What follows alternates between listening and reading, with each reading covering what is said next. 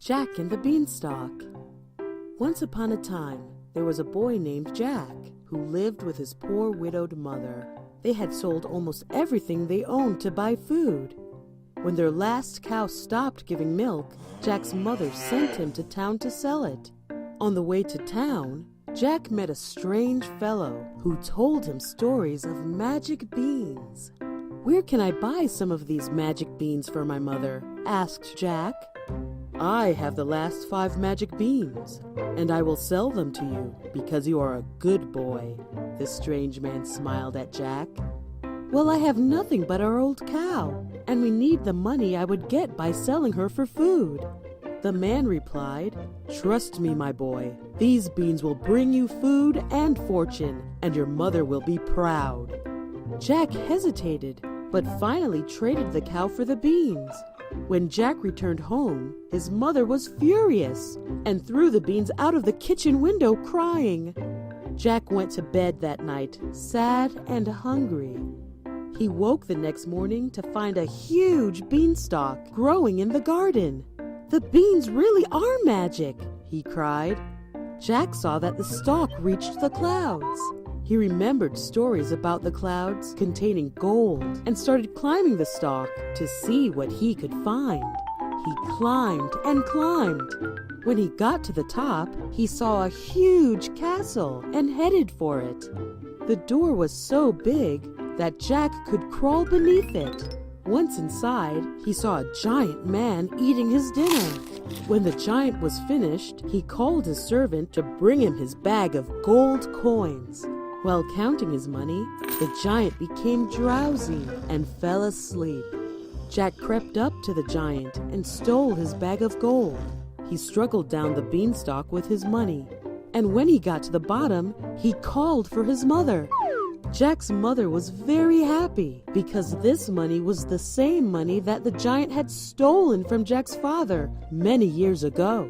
But she was also afraid. She knew how dangerous the giant was and made Jack promise he would never go back. Well, Jack did promise.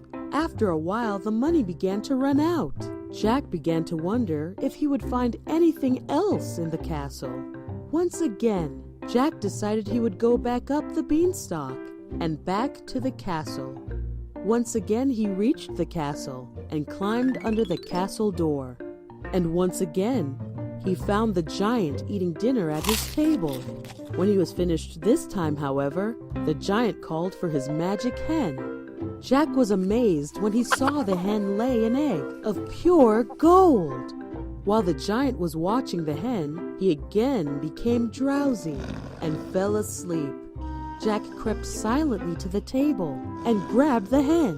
When he returned home, his mother was very angry that Jack had gone back to the castle. She grabbed Jack's axe, intent on cutting the beanstalk down. Jack begged her not to and showed her how the hen could lay golden eggs. Jack's mother put the axe down and watched with delight as the hen laid one beautiful golden egg after another. After a while, Jack's curiosity got the better of him, and he once again thought about what else he could find in the castle. Once again, Jack decided he would go back up the beanstalk and back to the castle. Once again, he reached the castle and climbed under the castle door.